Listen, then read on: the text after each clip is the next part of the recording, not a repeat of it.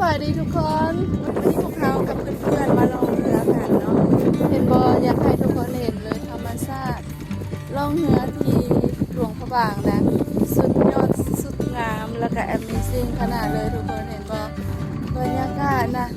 งามที่สุดในโลกเลย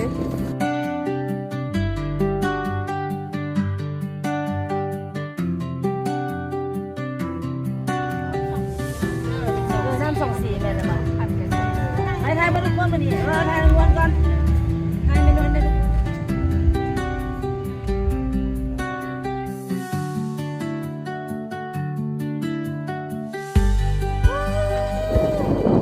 นี่คือที่หลวงพระบางประเทศลาวเด้อทุกคนแม่น้ำของภูผาสวยงามภูมิอันชิพัฒนาแนวใดได้เนาะเพราะว่ามันงามดีทุกคนเดี๋ยวจะให้ทุกคนเบิ่งบรรยากาศเด้อ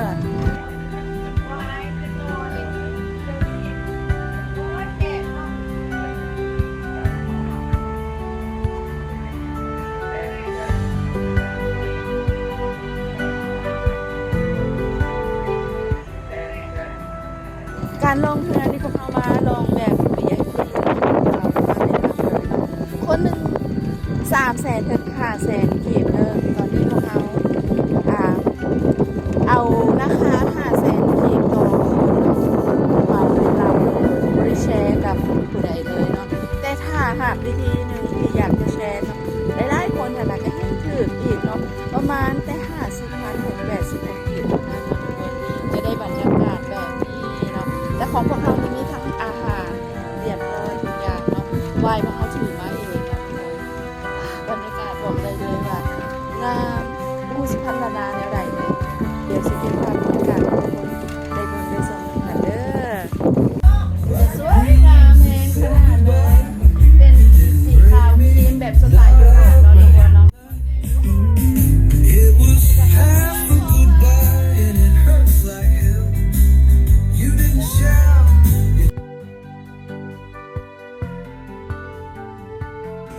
สวัสดีเป็นจังได มาลองเรือจ้ะ มาลงเรือหากันลงเป็นทางแบบนี้หวะ หลายแล้ว หลายแล้วแต่ว่าเธอนี่พิเศษเนาะ เรื่องพิเศษร้านนี้พิเศษ ร้านนี้พิเศษเนาะเธอนี่นะคู่นี้เป็นจังไดรู้สึกจังได หลากหลาย สุดยอดสุดยอด ดูตามมาดูเลย คักเนาะ ครับครับ จังได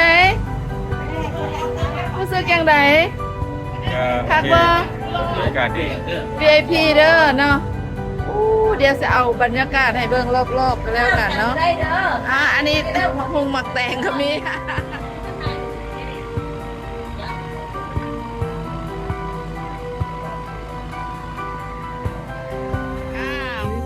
ยก ดีเลยดีหลากหลาย โอเคดีใจเด้อ ได้พร้อม แข็งแรงอยู่ดีมีแรงทักกันตลอดไปเด้อเพื่อนพวกเขาเพื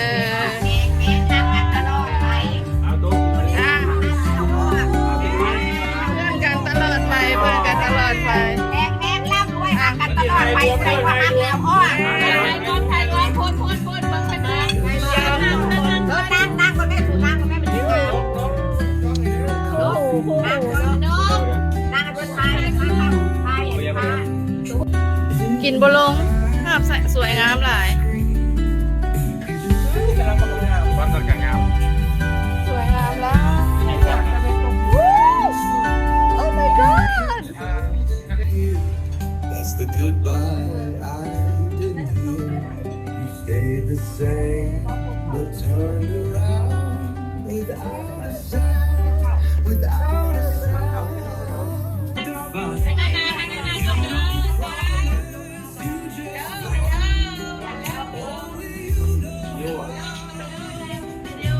ยอดเด้อ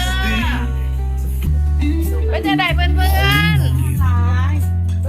จะได้คักลายเนาะงามลายเนาะคักลายเนาะเซียวเนาะขอบใจผู้จัดเด้อขอบใจเซียวแขกเด้อพร้อมทีมงานเด้อ วันนี้ป้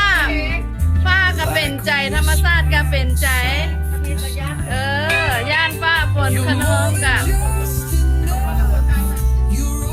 คนกลายเป็นใจเฮาโอเคทุกอย่างเพอร์เฟกต์เอา enjoy เด้อยกยก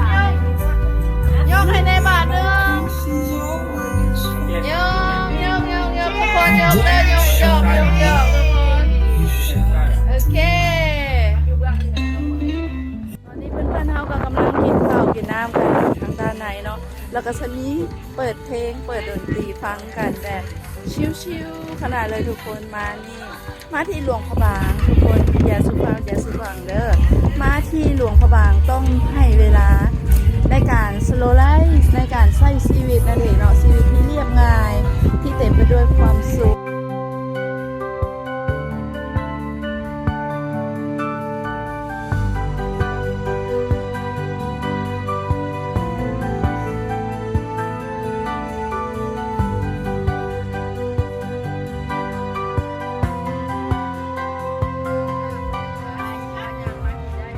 บ้านไปที่ใต้คัดสวนใช่แบบสนใจแล้วมือไม่ต้องเอาใส่ท้องมันท้องกูบ่ยอมใช้มันแค่คืนนี้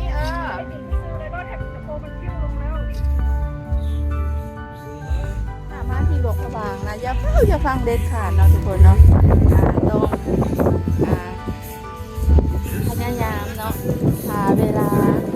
ต้องพยายามหาเวลาให้ได้แล้วก็อย่าฟังเนาะต้องให้เวลากับตนเองต้องให้เวลาได้ชิลกับธรรมชาติและความสวยงามของเมืองหลวงพระบางโดยเฉพาะการลงเรือนี้ขาดก็ได้เลยเด้อสำหรับแข่งหลวงพระบางเด้อทุกคนตอนนี้กำลังเอนจอยในการถ่ายรูปเนาะกับถ่ายภาพกับตาเบนตกใจมากมันได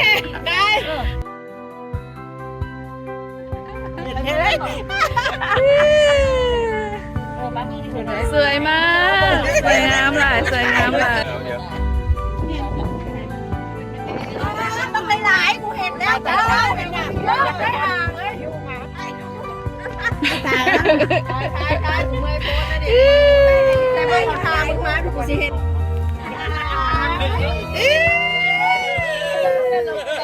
ได้ทุกเที่ยวอะไร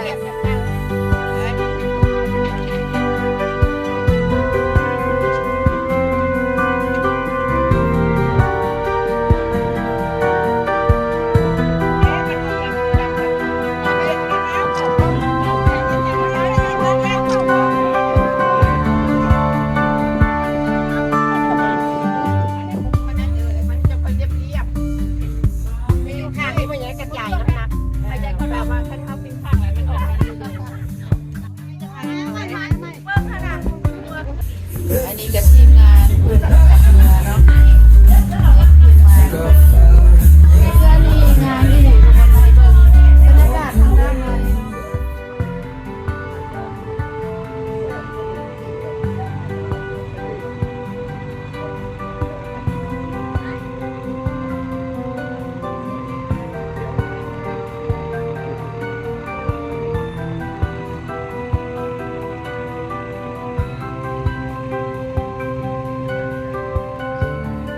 อันนี้บรรยากาศอยู่ในงานเนาะสวยไหมคะสวยมาก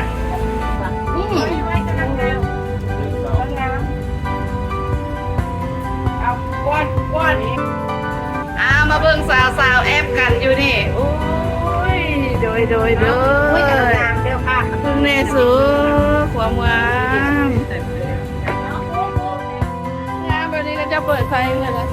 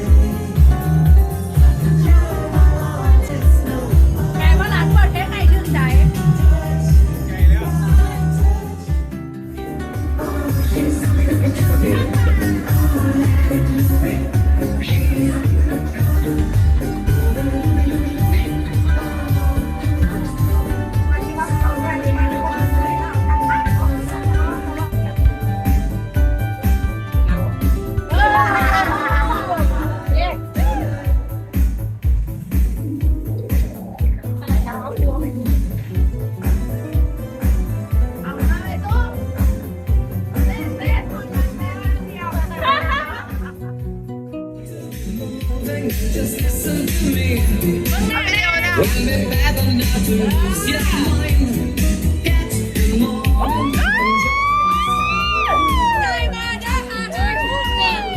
พอมา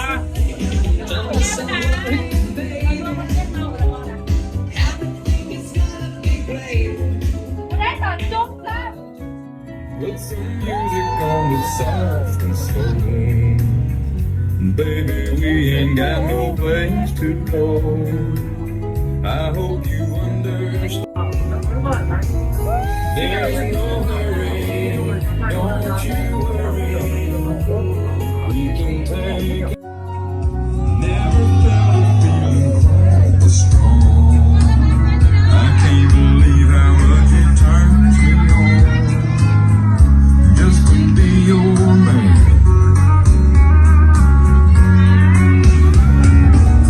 There's no hurry, don't you worry.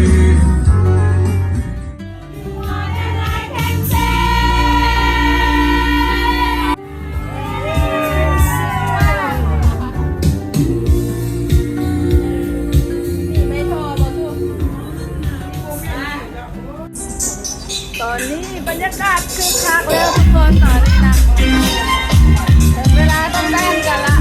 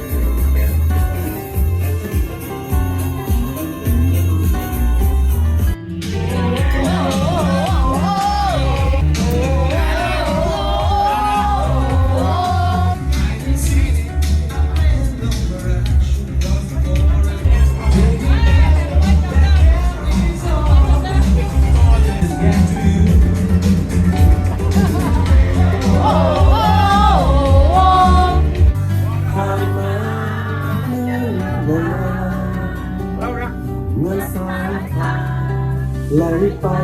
บนหัวเธอ ไปกินทั้งทางก็ซื้อกันเลย แต่มีคำหนึ่งที่มันคงไม่ยั่งยืนก็อาจลืมความเป็นเพื่อนที่ต่อกันน้ำยังอยู่สุดและทุกข์ไม่เป็นปันมิตรภาพนั้นจงรักษาไว้หากวันใดเลื่อมลงเลื่อนจงลุกไหวเราจะก้าวเดินไปพร้อมกันคำว่าเพื่อนนั้นคือความห่วงใยคำว่าเพื่อนที่ใจเสมอมาคำว่าเพื่อนบอกมีคุณค่าแล้ว